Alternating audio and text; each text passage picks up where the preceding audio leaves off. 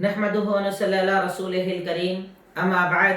इंशाअल्लाह आज आपके सामने 13वें पारे की मुख्तसर सी तशरीह मुझे रखनी है, जिसमें कल मैं आपके सामने बात कर रहा था हज़रत यूसुफ़ अलैहिस्सलाम के वाक़या। मैंने आपको बताया उनका वाक़या, मैंने आपको यहाँ तक बताया कि हज़रत यूसुफ़ अलैहिस्सलाम जब ज़िनाकारी से इनकार कर देते हैं तो इस पादाश के अंदर उनको जेल में डाल दिया जाता है। जेल के अंदर वो रहना ज़्यादा पसंद करते हैं इस बात से कि वो बदकारी वाला अमल करें। जेल में डाल दिए जाने के बाद उनके साथ 2 नौजवान लड़के जेल के अंदर डाले जाते हैं। वो 2 ख्वाब देखते हैं, आप उनके ख्वाब की ताबीर बताते हैं और एक को कहते हैं कि जब तुम आज़ाद हो जाओ, बादशाह के पास पहुंच जाओ तो मेरा जिक्र कर देना। वो भूल जाते हैं। अब बादशाह ख्वाब देखता है। अब बादशाह ने ये ख्वाब देखा कि 7 मोटी गायें हैं, जो 7 पतली गायें उन मोटी गायों को खा रही हैं, 7 हरी वालियां हैं और 7 सूखी वालियां हैं। उसने सारे दरबारियों को बुलाया, मंत्री जो भी होते थे वजीर, उनको बुलाया और कहा मेरे ख्वाब की ताबीर बता। अब उनको ख्वाब की इतनी ताबीर पता नहीं थी, तो उन्होंने कहा ये सोची हुई बात है, जो तुम सोचते हो ऐसी कोई बात तुम्हारे जहन में आ गई होगी, इसके पीछे कोई हकीकत नहीं है। पर उस वक्त उस लड़के को, जिसको हज़रत यूसुफ अलैहिस्सलाम ने कहा था कि तू जब बादशाह का साकी बन जाए, बादशाह को शराब पिलाने वाला तू बन जाए, तब मेरा जिक्र जरूर करना, भूलना मत। तब उसको याद आया कि अरे मैं तो भूल गया, मुझे वो यूसुफ मिले थे, उन्होंने कहा था कि मेरा जिक्र कर देना, पर मैं भूल गया। वो बादशाह को बोलते हैं कि नहीं, मैं जानता हूं एक आदमी को जो ख्वाबों की ताबीर बता सकते हैं। कहा कौन? जाइए उसके पास। अब ये जेल में जाते हैं, हजरत यूसुफ अलैहिस्सलाम को जाकर बोलते हैं, पहले तो अपना उज्र पेश करते हैं कि मुझसे गलती हो गई, मैं भूल गया, पर अब मैं आपके पास आया हूं, मुझे ताबीर बता दीजिए। कहा बता दूंगा, उसमें कोई बड़ी बात नहीं। ताबीर क्या है? कहा 7 साल तुम्हारे यहाँ पर बहुत अच्छी बारिश होगी, बहुत अच्छी फसलें होंगी, तुम खूब खेतियां करना, पर अगले जो उसके बाद 7 साल आएंगे वो बहुत ज्यादा सख्त 7 साल आएंगे, उनमें बारिश नहीं होगी, खेतियां नहीं होगी। तो इस 7 साल के अंदर जो अल्लाह तुम्हें फसलें देगा ना, उन फसलों को बालियों के अंदर, यानी सूख जाए तो बालियों से दानों को मत निकालना, बाली समेत उनको स्टोरेज में रख देना, स्टोर कर देना। सिर्फ जितनी जरूरत हो उतना खाना, बाकी संभाल कर रखना, क्योंकि आगे आने वाले 7 सालों के अंदर तुम्हें उस गल्ले की बहुत ज्यादा जरूरत पड़ेगी। अब सोचिए, अगर किसी को पहले से पता चल जाए कि अगले साल सूखा पड़ने वाला है, तो इस साल कितनी मेहनत करेगा, कितनी तैयारी करेगा। अब जब ये बात हजरत यूसुफ अलैहिस्सलाम ने बताई, बादशाह को बड़ा अच्छा लगा। उसने कहा कि ये आदमी तो मेरे दरबार के लायक है, जेल के अंदर रहने लायक इंसान थोड़ी है, इतनी अच्छी सलाहियत वाला। फौरन बुलवाया, क्या मेरे पास लेकर आइए। अब जब लेने वाले गए तो हजरत यूसुफ अलैहिस्सलाम ने कहा कि मैं जेल में गया था इल्जाम लगाकर, ऐसे थोड़ी वापस आऊंगा, पहले वो इल्जाम क्लियर होना चाहिए, पहले मेरे ऊपर लगे दाग हटाए जाएं, उसके बाद मैं इस जेल से बाहर आऊंगा। कहा पूछिए उन औरतों से जाकर, उस औरत से जाकर, उस अजीज मिस्र की बीवी से जाकर, जिसने मुझ पर इल्जाम लगाया था, वो सच्ची है या झूठी है। वो औरत कहती है अलान हसल हक, कि आज तो हक सामने आ गया, मैं झूठी हूं, मैंने हजरत यूसुफ अलैहिस्सलाम को बहकाया था, उन्हें मैंने गलत रास्ते पर लगाया था, ये मेरी गलती है। उसकी बात मान ली गई, उन्हें जेल से बाइज्जत निकाला गया। निकलने के बाद अब आगे का वाकया, जब निकलने के बाद हजरत यूसुफ अलैहिस्सलाम वहां पर आते हैं और हालात को देखते हैं, तो उन्हें ये लगता है कि इस वक्त, अब चूंकि ताबीर उन्होंने बताई थी, तो बादशाह चाहता था कि उन्हें कोई बड़ा ओहदा दे दिया जाए, तो उन्होंने आगे बढ़कर कहा इजअलनी अला खज़ाइनिल अर्द, आयत नंबर 55 सूरह यूसुफ। हजरत यूसुफ ने कहा कि आप ऐसा कीजिए, मुझे आपके खजाने का जिम्मेदार, खजांची बना दीजिए, सारा आवक जावक क्या होगा, सेटिंग कैसे करना है, ज़राअत कैसे होगी, ये सबका जिम्मेदार है, मुझे बना दीजिए। तो यहां पता चलता है कि अगर आपको कहीं पर लगता है कि आप किसी सलाहियत के हकदार हैं, आपके पास सलाहियत मौजूद है, तो आप आगे बढ़कर भी ओहदे की डिमांड कर सकते हैं, जब आपको कोई बात सलाहियत नजर ना आए।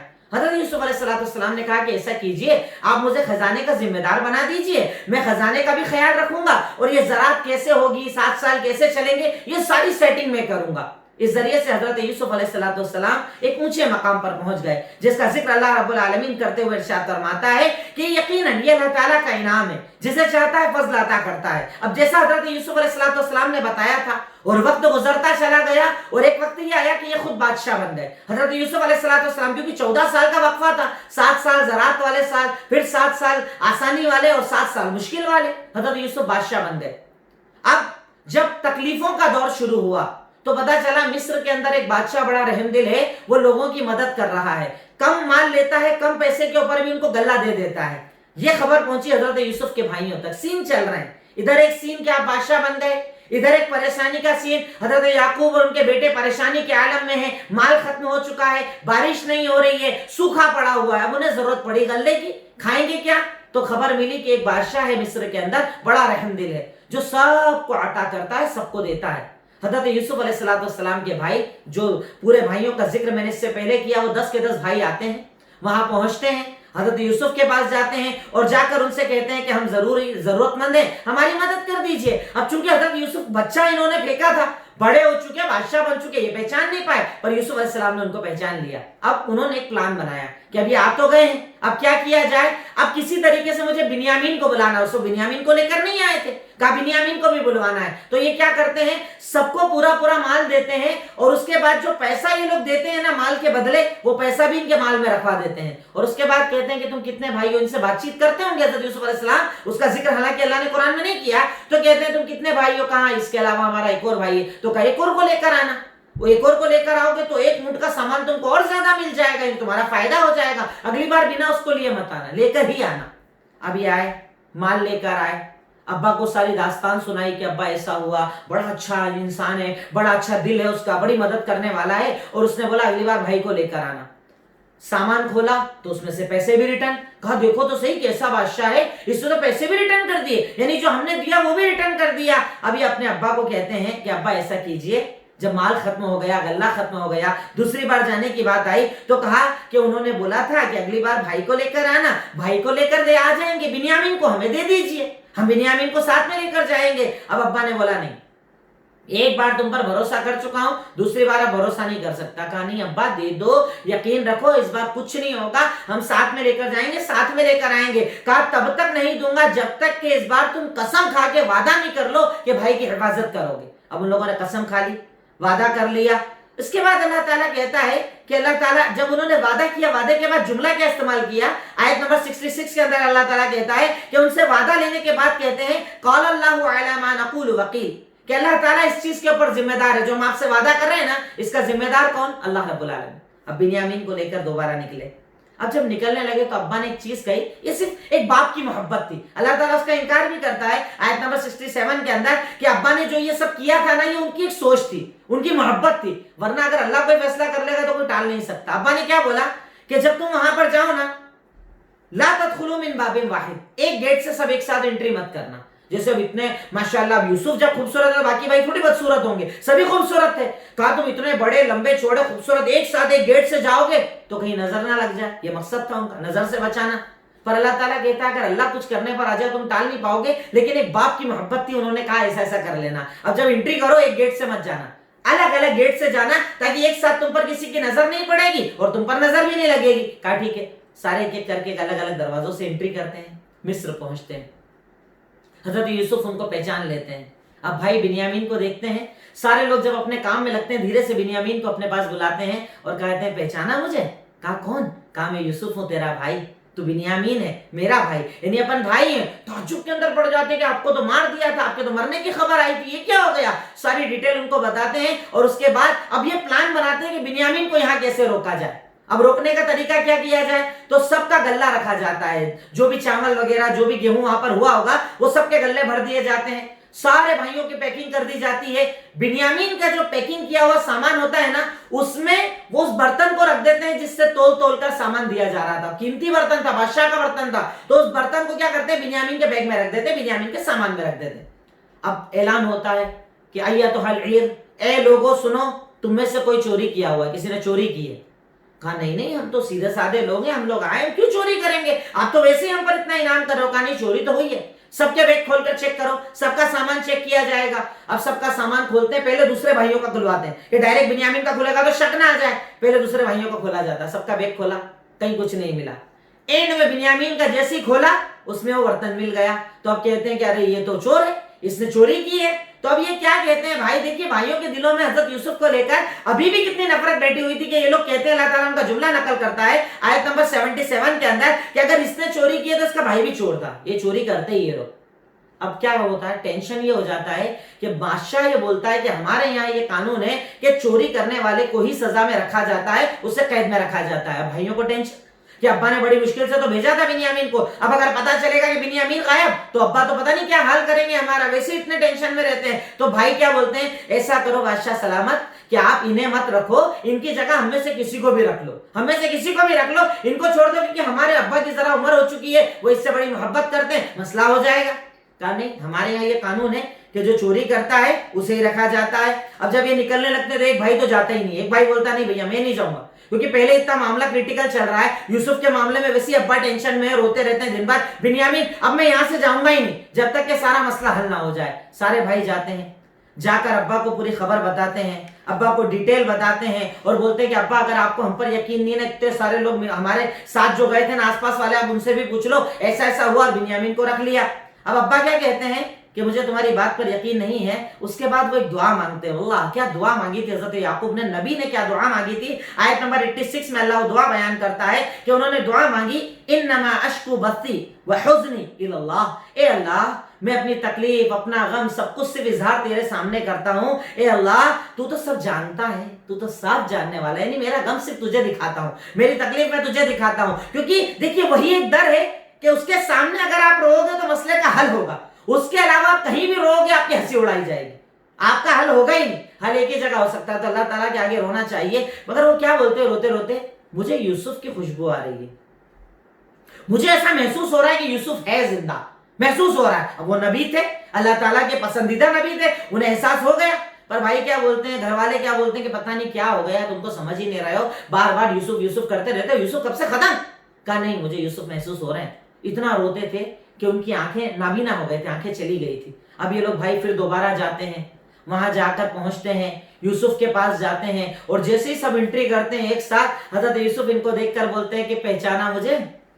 अल्लाह ताला इनके इस जुमले को आयत नंबर 90 के अंदर नकल करता है, कालू अन्नका अंता ला अंता यूसुफ, क्या तुम यूसुफ हो। पहचान जैसी बोला तो गौर किया तो बोले अरे तुम यूसुफ हो। कहा मैं यूसुफ हूं और ये बिन्यामीन मेरा भाई है। और याद रखो अल्लाह ताला यहाँ पर देखिए दलील हमें बता रहा है, काला मन्नल्लाहु अलैना, अल्लाह ताला ने मुझ पे एहसान किया, इन्नहु मय्यत्तकी व यस्बिर, जो इंसान अल्लाह ताला का तकवा इख्तियार करता है, अल्लाह से डरता है और सब्र करता है, तो अल्लाह कभी एहसान करने वालों का एहसान जाया नहीं करता। यानी आप तकलीफ आ जाए, परेशानी आ जाए, दुख आ जाए, लोग आपको परेशान कर दे, पर अगर आप सच्चे हो, आप हक पर हो, तो अल्लाह ताला कभी आपको जाया नहीं करेगा। यूसुफ के साथ साजिश की, कुएं में डाल दिया, मकसद था जलील करना, पर अल्लाह ने बादशाह बनाकर इज्जत दे दी। इब्राहिम को आग में डाला गया, मकसद था जलाना, पर अल्लाह ने इज्जत दे दी।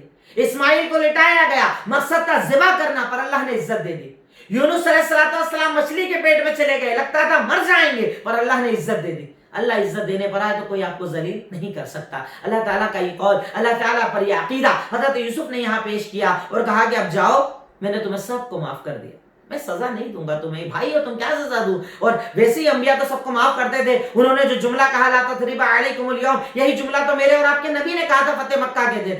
जब मक्का फतेह हुआ, सारे मुजरिम आपके सामने खड़े थे, सबको यकीन था बड़ी खतरनाक सजा दी जाएगी, पर आपने क्या कहा, ला तथरीबा अलैकुमुल यौम फदहबू अंतुमुत तुलका, आज तुम्हें कोई सजा नहीं, जाओ सब आजाद, किसी को कोई सजा नहीं। यही जुमला हज़रत यूसुफ अलैहिस्सलाम ने कहा था। और उसके बाद कहते हैं कि जाओ ये मेरी कमीज लो, मेरा कुर्ता लेकर जाओ, अपने अब्बा की आंखों पर डालो, उनकी आंखें आ जाएगी, अब्बा अम्मा सबको यहाँ पर लेकर आओ। अब सबको लेकर आया जाता है। जब ये यहाँ पर आ जाते हैं, हजरत यूसुफ अलैहिस्सलाम अपने माँ बाप को अपने तख्त पर बैठाते हैं, और जब तख्त पर बैठाते हैं वहां लेकर आते हैं, सारे लोग उनके सजदे के अंदर गिर जाते हैं, भाई भी सब सजदा करते हैं। तब वो उनका ख्वाब पूरा होता है कि मैंने 11 सितारों को और चांद और तारों को देखा था कि मेरा सजदा कर रहे हैं, ये था उनका ख्वाब। बहर के उस दौर के अंदर सजदा जायज था, पर उसके बाद अल्लाह रब्बुल आलमीन ने इंसान के आगे इंसान का सजदे को हराम करार दिया। कुरान में कई जगह इसकी दलीलें मौजूद है।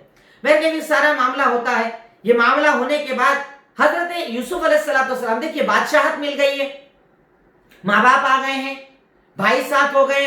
अब सारा काम होने के बाद हजरत यूसुफ की हालत देखिए, वो अपने ऊपर पुराने हालात को याद कर रहे हैं। इससे पता चलता है कि इंसान के हालात चाहे कितने सुधर जाए, उसे अपने पुराने वक्त को कभी नहीं भूलना चाहिए, उसे हमेशा याद करना चाहिए। तो उससे अल्लाह ताला का शुक्र अदा होता है, अल्लाह ताला की नेमतों का शुक्र अदा होता है। जैसा कि हजरत यूसुफ अलैहिस्सलाम आयत नंबर 100 के अंदर अपने उस हक को याद करते हुए कहते हैं, या अबती, ये तो मेरे ख्वाब की, ये मेरे अब्बा जान, ये तो मेरे ख्वाब की ताबीर हो गई, यकीनन वो मेरा ही तो रब है, جس نے مجھے کنویں سے نکالا، جس نے مجھے جیل سے نکالا، وہاں سے لے کر آیا، بادشاہت تک لے کر آیا، شیطان سے بچایا، یقیناً وہ میرا اللہ، یعنی وہ اللہ تعالیٰ کے احسانات کو یاد کر رہے ہیں۔ اس وقت پر جب اللہ نے ساری نعمتیں دے دی، وہ اللہ تعالیٰ کے احسانات کو یاد کر رہے ہیں۔ اس سے پتہ چلتا ہے کہ ایک مومن کو ہمیشہ اللہ تعالیٰ کے احسانات کو یاد کرنا چاہیے، اللہ تعالیٰ کا شکر ادا کرنا چاہیے، اللہ تعالیٰ کی نعمتوں کا شکر ادا کرنا چاہیے۔ اور یہ سارے واقعات بیان کرنے کے بعد اللہ تعالیٰ کیا کہہ رہا ہے؟ پورا واقعہ ڈیٹیل سے بتا دیا۔ اس کے بعد اللہ تعالیٰ آیت نمبر 109 کے اندر کہہ رہا ہے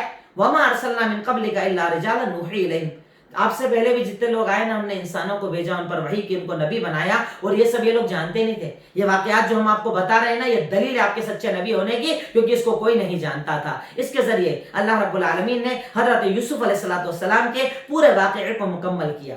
اس کے بعد سورۃ الرعد، رعد کہا جاتا ہے بادل کی گڑگڑاہٹ کو۔ بارش کے پہلے جو بادل زور سے گڑگڑاتے ہیں نا، اللہ تعالیٰ کہتا ہے یہ گڑگڑاہٹ اصل میں بادل جو ہیں وہ اللہ تعالیٰ کی تسبیح بیان کرتے ہیں۔ سبحان اللہ، الحمدللہ، اللہ اکبر، انہیں اللہ کی جب تسبیح بیان کرتے ہیں نا، یہ بادلوں کی گڑگڑاہٹ ہوتی ہے۔ اللہ تعالیٰ کہتا ہے، اس سورت کو آپ ضرور پڑھیے گا ترجمے کے ساتھ، اس میں اللہ تعالیٰ نے اپنی قدرتوں کا تذکرہ کیا ہے۔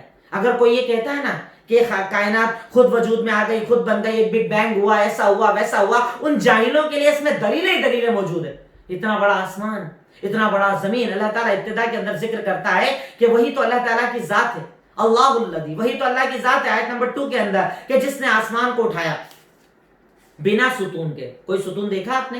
10 بائی 10 کی چھت کے لیے 4 پلر کھڑے کرنا پڑتے ہیں۔ اللہ تعالیٰ کہتا ہے کہ میں نے آسمان کو بلا ستون کے کھڑا کر دیا۔ اس کے بعد اللہ تعالیٰ کہتا ہے کہ میں نے آسمان کو بنایا، زمین کو بنایا، پہاڑوں کو لگایا، ان ساری نعمتوں کو بنایا۔ اور اس کے بعد اللہ تعالیٰ زمین کا تذکرہ کرتا ہے۔ اللہ تعالیٰ کہتا ہے وَفِي الْأَرْضِ، اور یہ جو تم زمین دیکھتے ہو نا، ہر زمین کی اپنی اپنی خاصیت ہے۔ کہیں گیہوں کا ٹیسٹ الگ، کہیں چاول بویا جاتا ہے، کہیں کھجور اگائی جاتی ہے، کہیں ناریل اگایا جاتا ہے، کہیں سپاری ہوتی ہے۔ ہر زمین کا اپنا اپنا الگ الگ انداز ہوتا ہے۔ آپ دیکھیے کئی جگہ کھیتیاں وہاں کی یہاں کرو گے کھیتی نہیں ہوگی، اور ہو بھی جائے تو وہ ٹیسٹ نہیں آتا جو اس جگہ آتا ہے۔ الگ الگ سیزن کے اعتبار سے چیزیں ہوتی ہیں۔ بارش جہاں پر ہوتی ہے زیادہ، وہاں الگ چیزیں اگتی ہے۔ جہاں سردی زیادہ ہوتی ہے وہاں الگ چیزیں اگتی ہیں، جہاں گرمی زیادہ ہوتی ہے وہاں الگ چیزیں اگتی ہیں۔ یہ اللہ کی دلیل نہیں تو اور کیا ہے؟ یہ اللہ کے ایک ہونے کی دلیل نہیں تو اور کیا ہے؟ اللہ تعالیٰ کہتا ہے کہ زمین میں تم دیکھو الگ الگ ٹکڑے ہیں، کہیں پر انگور کے کھیت ہیں، کہیں پر کھجور اگائی جاتی ہے، کہیں پر ڈال جس کے کئی تنے ہوتے ہیں، ایسے جھاڑ ہوتے ہیں، کہیں سیدھے سیدھے بنا تنے والے جھاڑ ہوتے ہیں۔ ہر ایک کو ایک ہی پانی دیا جاتا ہے، پر اس کے بعد کھیتیاں الگ الگ ہوتی ہیں۔ ایک پانی، ایک مٹی، پر وہی پانی دینے سے کوئی جھاڑ الگ ٹیسٹ دے رہا ہے، کوئی جھاڑ الگ ٹیسٹ دے رہا ہے۔ ہر فروٹ کا اپنا ایک ٹیسٹ ہے، ہر پھل کا اپنا ایک الگ الگ ٹیسٹ ہے۔ ہر کھانے پینے کی چیز کو تم محسوس کرتے ہو، اللہ کہتا ہے اللہ کی قدرت ہے، اس قدرت کو سمجھو۔ جیسے اللہ تعالیٰ قرآن میں دوسری جگہ کہتا ہے نا کہ تم اگر دودھ پیتے ہو تو کبھی تصور کرتے ہو کہ اس دودھ کو اللہ کیسے نکالتا ہے؟ ایک طرف گوبر نکل رہا ہے، ایک طرف خون نکل رہا ہے، اور بیچ میں سے اللہ تعالیٰ سفید دودھ کو نکالتا ہے۔ نہ گوبر کی اسمیل آتی ہے، نہ خون ملتا ہے، اور بیچ سے صاف ستھرا دودھ جو تمہارے لیے شفا ہے، اسے نکالتا ہے کون؟ اللہ رب العالمین۔ اللہ کہتا ہے اس کی قدرت کو پہچانو۔ اس صورت کے اندر اللہ تعالیٰ نے بے شمار دلیلیں اپنی قدرت کی ذکر کی ہے۔ اللہ تعالیٰ اس کے آگے آیت نمبر 8 کے اندر کہتا ہے کہ وہ اللہ ہی تو ہے جو جانتا ہے کہ ہر مادہ کے پیٹ کے اندر کیا ہے۔ جیسے آج اللہ تعالیٰ کہتا ہے کہ اللہ تعالیٰ کی خاصیتوں میں سے ہے کہ اللہ تعالیٰ جانتا ہے کہ ماں کے پیٹ میں کیا ہے۔ اب کئی لوگ کہتے ہیں کہ ارے اللہ تعالیٰ کہتا ہے اللہ کی خاصیت ہے، پر لوگ بھی جانتے ہیں، دنیا بھی جانتی ہے۔ تو آپ صرف اتنا جانتے ہو کہ لڑکا ہے کہ لڑکی ہے۔ اللہ وہ ہے جو یہ جانتا ہے کہ نیک بنے گا یا برا بنے گا، اخلاق کیسا ہوگا، صورت کیسی ہوگی، زندگی کیسی ہوگی، ہر چیز کو اللہ تعالیٰ جانتا ہے۔ اللہ تعالیٰ کہتا ہے کہ اللہ تعالیٰ وہ ہے جو جانتا ہے ہر ماں کیا اٹھاتی ہے، رحم کی حالتوں کو اللہ جانتا ہے، پیٹ کے بڑے چھوٹے ہونے کو اللہ جانتا ہے۔ ارے اللہ نے آج سے 1450 سال پہلے ماں کے پیٹ میں انسان کیسے بنتا ہے، کیسے ہوتا ہے، منی کا نطفہ، خون بنتا ہے، خون سے گوشت کا لوتھڑا بنتا ہے، پھر اللہ تعالیٰ ہڈیاں پہناتا ہے، پھر اللہ تعالیٰ صورت بناتا ہے۔ اللہ تعالیٰ کہتا ہے اندھیرا اندھیرا اندھیرا، ماں کے پیٹ کے اندھیرے میں اللہ اس کے پیدا ہونے کے پہلے اسے 9 مہینے تک، یعنی سانس پھونکنے کے بعد سے آکسیجن بھی وہی پہنچاتا ہے، کھانے پینے کا انتظام کرتا ہے۔ کون ہے جو ماں کے پیٹ میں بچے کو زندہ رکھتا ہے؟ وہ اللہ کی ذات ہے۔ چاروں طرف پانی کے اندر بچہ ہوتا ہے. آپ نے دیکھا ہے نا, بچہ پیدا ہونے کے پہلے پانی ریلیز ہوتا ہے, پھر بچہ پیدا ہوتا ہے. اللہ اس پانی کے اندر اسے زندگی دیتا ہے. نہ منہ میں پانی جاتا ہے, نہ ناک میں پانی جاتا ہے, نہ کان میں پانی جاتا ہے. قدرت کس کی ہے؟ صرف ایک اللہ رب العالمین کی. اللہ کہتا ہے وہ ایک ہے, وہ تنہا ہے, وہ ایک ہے, اسی کی عبادت کرو. اس کے بعد اللہ تعالیٰ کہتا ہے کہ اس نے انسان کے محافظ فرشتوں کو بنا رکھا ہے جو اس کی حفاظت کرتے ہیں. اس کے بعد اللہ تعالیٰ ہمیں ایک اصول بتاتا ہے, ان اللہ لا یغیر ما بقوم حتی یغیر ما بانفسہم, کہ اللہ تعالیٰ کسی قوم کی حالت تب تک نہیں بدلتا جب تک وہ قوم اپنے آپ کو بدلنے کی کوشش نہیں کرتی. جیسے آج ہمارے سامنے حالات چل رہے ہیں, تکلیفوں کا عالم, پریشانی کا عالم, ظلم کا عالم, ذلت کا عالم, کہ آج یہ حالات بنا دیے گئے, اس گودی میڈیا نے یہ حالات بنا دیے ہیں کہ ایک داڑھی والا ڈر رہا ہے, کرتے پجامے پہننے والا ڈر رہا ہے, کچھ لوگوں کے نام پر ہزاروں لوگوں نے پھیلایا, اس سے کوئی فرق نہیں پڑ رہا. ظلم ہزاروں لوگوں نے کیا, اس سے فرق نہیں پڑ رہا. سواستھ کرمیوں کے ہاتھ کاٹ دیے, اس سے فرق نہیں پڑ رہا. ہم تو غلط کرنے والوں کو غلط بولتے ہیں, غلط کرنے والے کے خلاف پورا معاشرہ اور سماج کھڑا ہو جاتا ہے, پھر بھی چند لوگوں کی غلطی کو پوری قوم پر ڈال دیا گیا.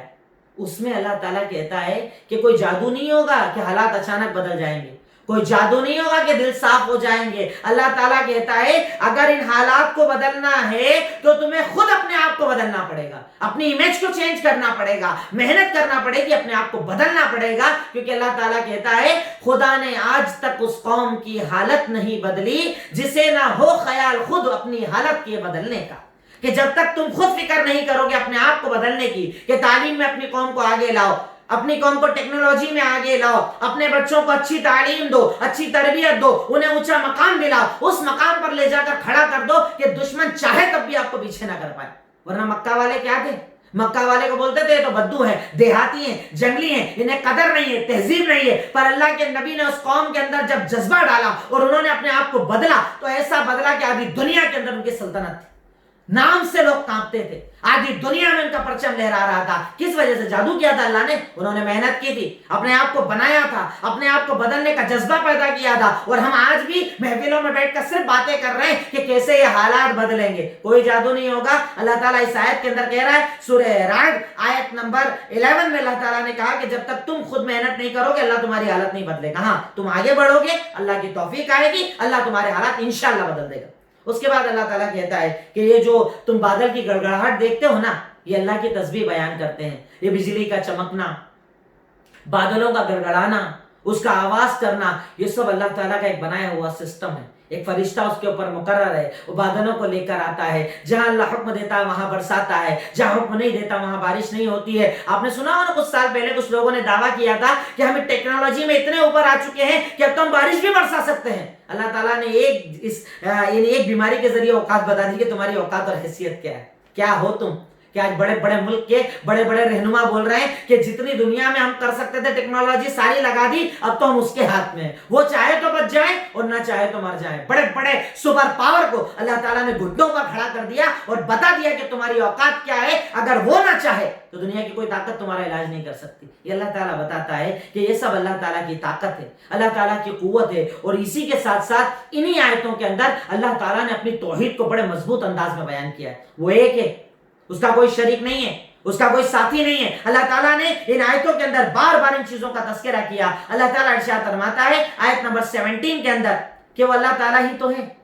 انزل من السماء ماء, جو آسمان سے بارش کو برساتا ہے, اس سے وادیاں بن جاتی ہے, پانی رک جاتا ہے, اس پانی کو تم بعد میں استعمال کرتے ہو, وہی اللہ تعالیٰ تو ہے. اللہ تعالیٰ آیت نمبر 16 کے اندر کہتا ہے قل من رب السماوات والارض, بتاؤ آسمان زمین کا رب کون؟ تو بولتے تھے اللہ.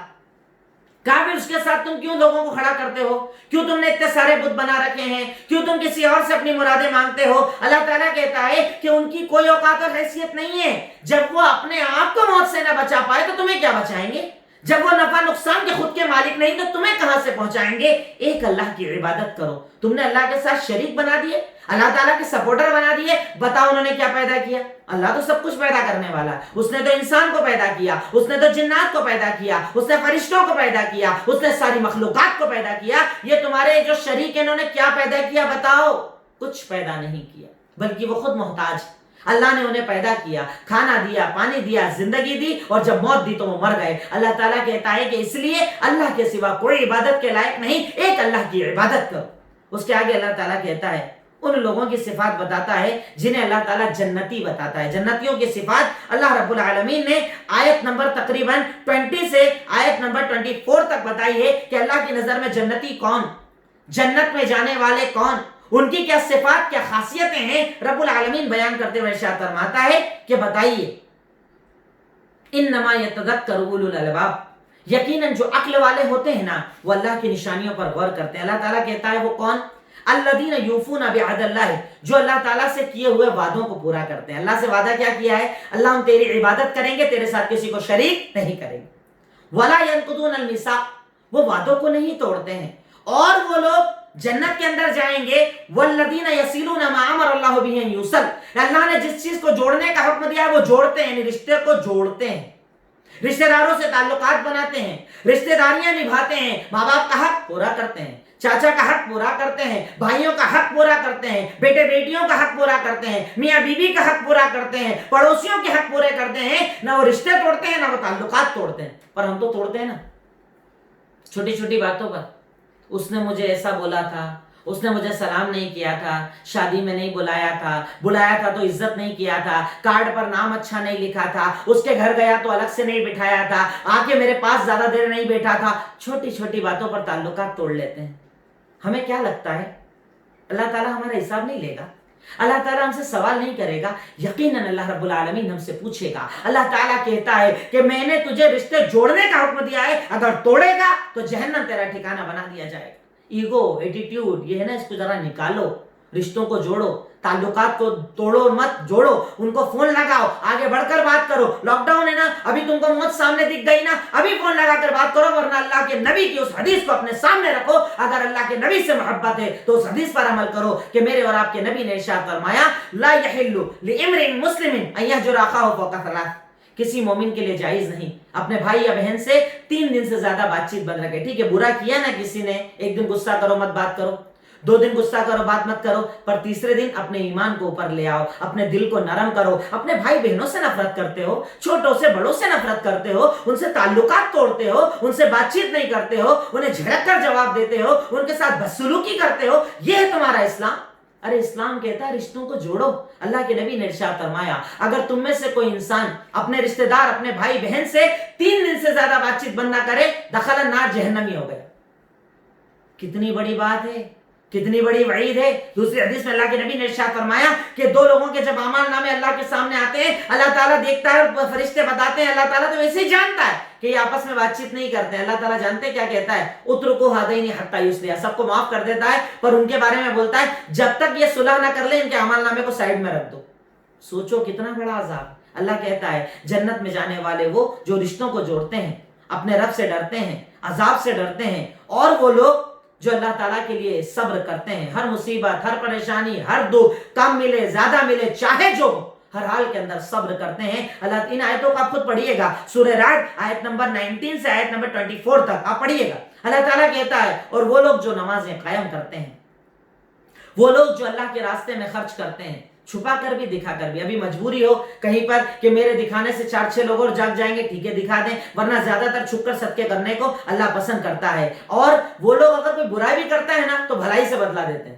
ٹھیک ہے, اس نے مارا, اس نے دھکا دیا, اس نے برا بولا, اس نے گالی دی, چاہے اس نے کتنا برا کیا, آپ کا ایمان یہ ہے کہ آپ برائی کا بدلہ بھی اچھائی سے دو, تب آپ تو آپ مومن ہو.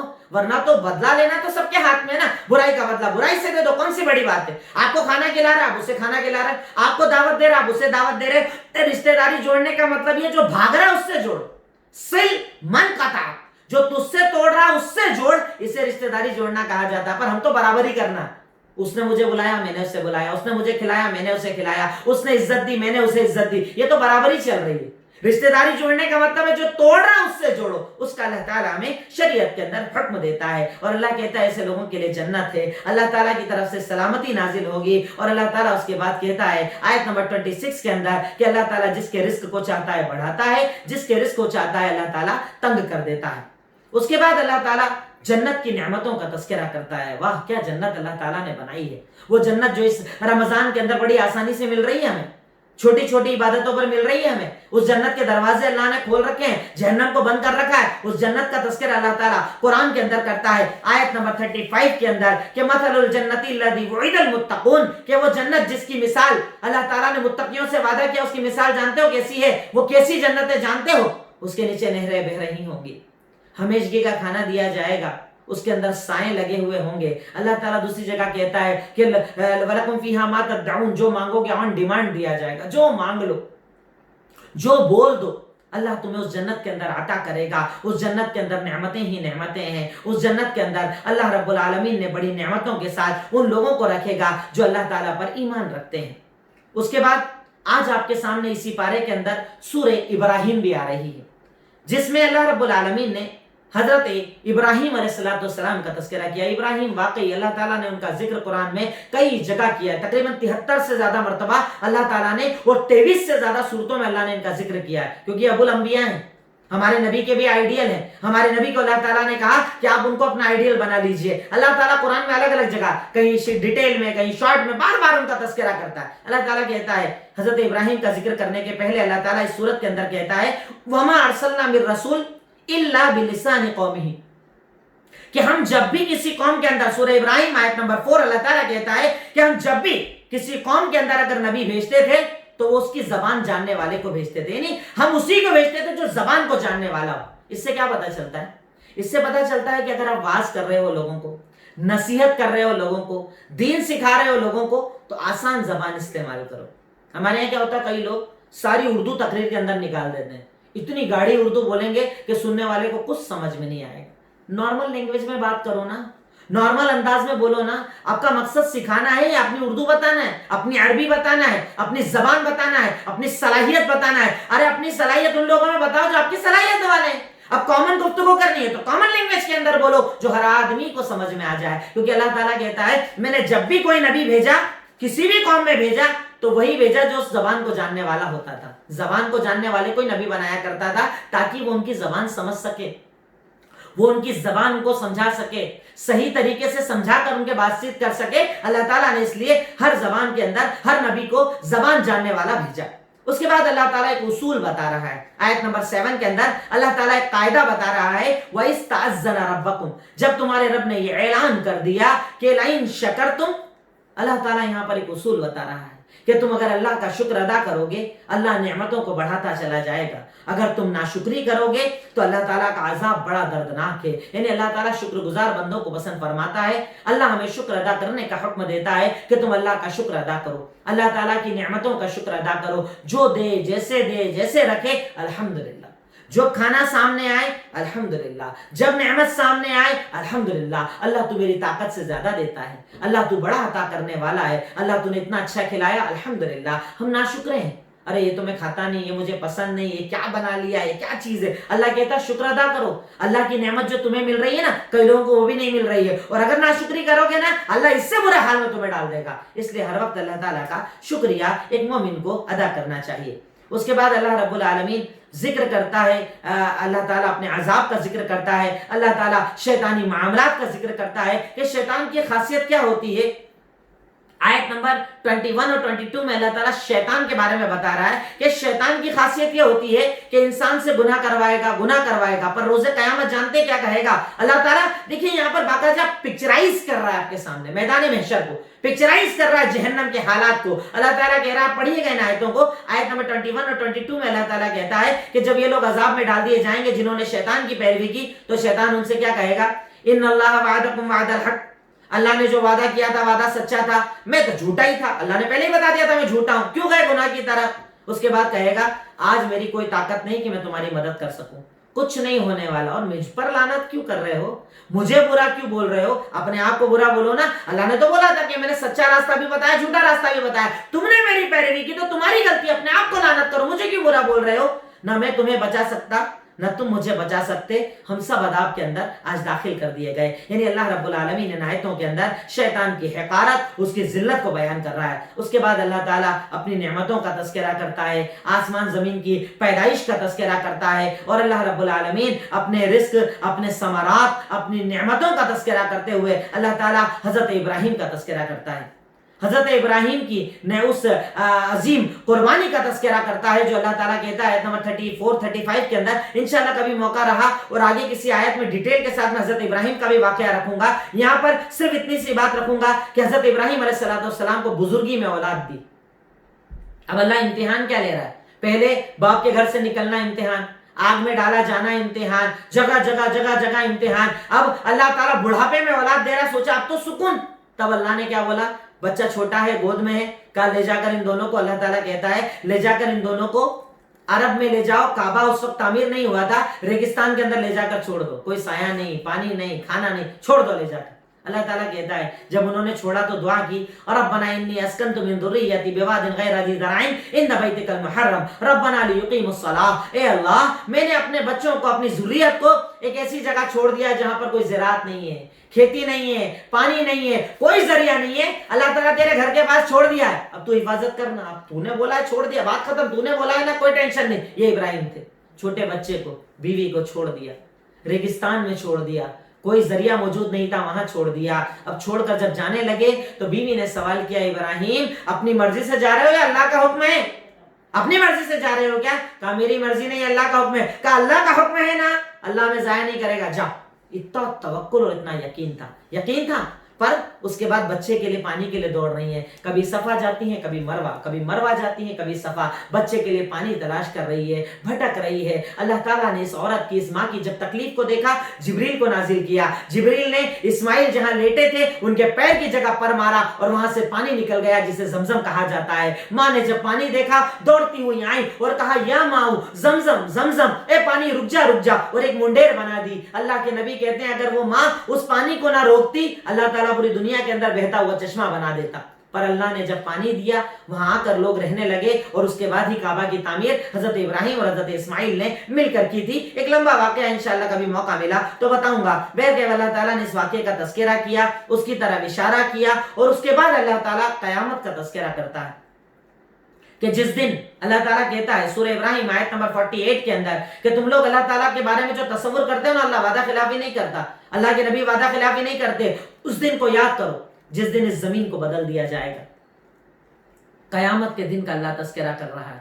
سارے لوگ نکل کر باہر آ جائیں گے. اس دن اکیلا اللہ وحدہ لا شریک, وہ قہار, وہ غالب رہے گا. اس کے سامنے سب کو کھڑا کر دیا جائے گا, اپنے اپنے اعمال کا حساب دینا ہوگا. اور اس دن تم مجرموں کو دیکھو گے, وہ بیڑیوں کے اندر جکڑے ہوئے ہوں گے, بڑے برے حالات کے اندر ہوں گے. ہر انسان کے سامنے اس کے اعمال نامے کو کھول کر رکھ دیا جائے گا. یقیناً ایک مومن کو ہر وقت اللہ رب العالمین کے عذاب سے پناہ مانگنا چاہیے. دیکھیے ہوتا کیا ہے اصل میں, اس درس قرآن کے اندر میں کوشش کرتا ہوں کہ الگ الگ جگہ کی کچھ چیزیں آپ کے سامنے ڈیٹیل رکھوں. یقیناً اس میں مجھے جلدی بولنا پڑتا ہے, باتیں بھی فاسٹ ہوتی ہے, پر میرا مقصد یہ ہے کہ 35-36 منٹ میں آپ کے سامنے زیادہ باتیں پہنچا دوں, کیونکہ پڑھنا تو آپ کو ہے, مجھے تو صرف اشارہ کرنا ہے. تو میں اشارے کر رہا ہوں. محنت آپ کو کرنی ہے, اسٹڈی آپ کو کرنی ہے, ڈیپ میں آپ کو جانا ہے, تو آپ وہاں سے موتی نکال کر لاؤ گے. ایک سمندر ہے قرآن, ایک سمندر ہے, جتنا اندر جاؤ گے اتنے زیادہ موتی نکال کر لاؤ گے. اللہ نے اچھا موقع دیا ہے, خالی ہو, فری ہو, کوئی مصروفیت آپ کے پاس نہیں ہے, قرآن کو پڑھو, قرآن کی اسٹڈی کرو, تو انشاءاللہ اس موتیوں کے ذریعے آپ کی زندگی سنور جائے گی. آخر میں اللہ تعالیٰ سے دعا ہے, اے الہی مولا رب العالمین, اے خالق مالک رحمان رحیم, یقیناً تو ہی غفور, تو ہی غفار, تو ہی رحمان, تو ہی رحیم, تو عطا کرنے والا, تو دینے والا. اے اللہ ہماری دعاؤں کو قبول فرما لے, اے اللہ ہماری لغزشوں کو معاف فرما دے, اے اللہ جنت الفردوس میں جگہ عطا فرما دے, اے اللہ عذاب قبر اور عذاب جہنم سے نجات دے دے. وآخر دعوانا ان الحمدللہ رب العالمین. السلام علیکم ورحمۃ اللہ وبرکاتہ.